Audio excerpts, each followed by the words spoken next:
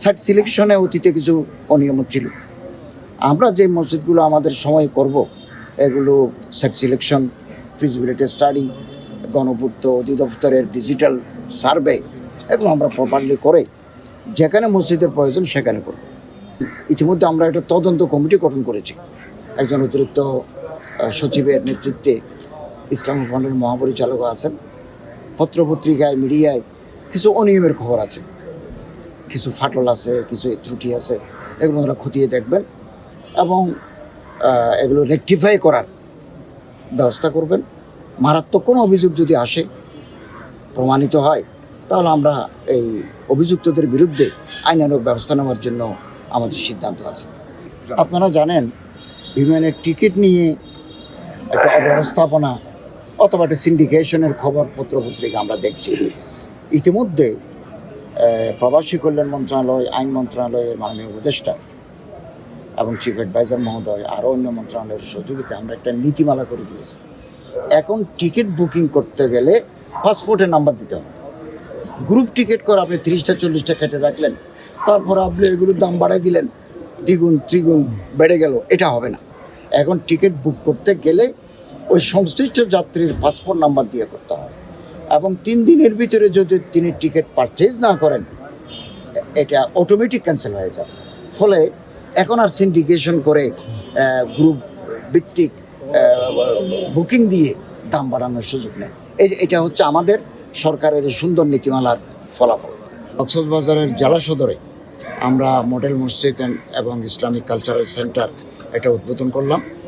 এটা নির্মাণ করতে আমাদের 19 লক্ষ টাকা খরচ হয়েছে এবং ধর্ম মন্ত্রণালয়ের ব্যবস্থাপনায়, ইসলামিক ফাউন্ডেশনের উদ্যোগে, গণপূর্ত অধিদপ্তরের সহযোগিতায় আমরা এই মসজিদটা নির্মাণ করতে পারলাম। এই মসজিদ এখানে মাল্টিপারপাস ওয়ার্কস আছে, বহুমাত্রিক এখানে কর্মযজ্ঞ আছে। এখানে পুরুষরা একসাথে 1100 পুরুষ একসাথে নামাজ আদায় করতে পারবেন। মহিলাদের জন্য আলাদা ওযুখানা, আলাদা কাউন্টার আছে। অটিস্টিক জনগণ, যারা বুদ্ধি প্রতিবন্ধী, শারীরিক প্রতিবন্ধী, তাদের জন্য আলাদা ওযুখানা এবং তাদের জন্য আলাদা নামাজের ব্যবস্থা আছে। বাজারের এই যে নৈসর্গিক সৌন্দর্য আছে, এই মডেল মসজিদ তার সাথে আরেকটা সৌন্দর্য যুক্ত হলো বলে আমি মনে করি। এই মসজিদের মাধ্যমে একটা ভ্রাতৃত্বের পয়গাম কক্সবাজার এলাকায় ছড়িয়ে পড়বে। কক্সবাজারে বহুদিন যাবত আমরা লক্ষ্য করেছি সাম্প্রদায়িক সম্প্রীতির আবহ বিরাজ করে। এখানে সম্প্রদায়গত কোনো নৈরাজ্য, কোনো ভুল বুঝাবুঝি নেই এবং এই মসজিদের মাধ্যমে এই ভ্রাতৃত্বের পয়গামটা আগামী দিনে আরও সুদৃঢ় হবে। তো যত নামাজের সংখ্যা বাড়বে, সমাজে অপরাধ প্রবণতা তত হ্রাস পাবে এবং মানুষের মধ্যে যে ভালো কাজ করার স্পৃহা, যেটাকে আমরা সুকুমার বৃত্তি বলি, এটাই মসজিদের মাধ্যমে জাগ্রত হবে।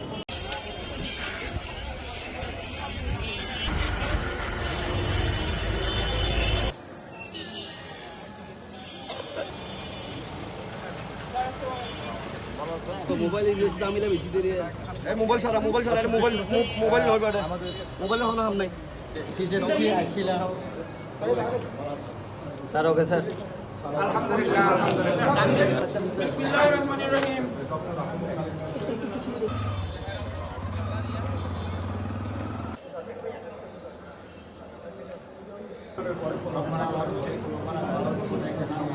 স্থানীয় জনগণ যে সহযোগিতা করেছেন, উদ্বোধন করতে চেয়েছিলাম গত 2014 থেকে আছে।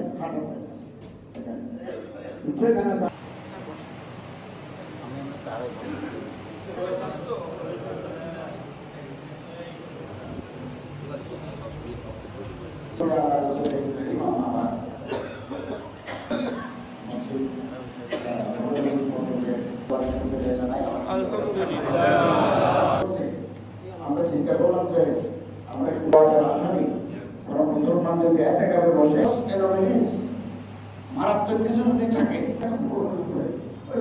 প্রমাণে হয়।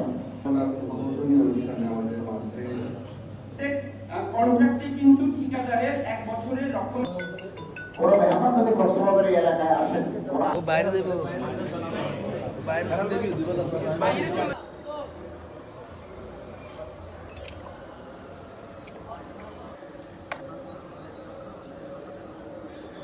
প্রিয়ান্ত।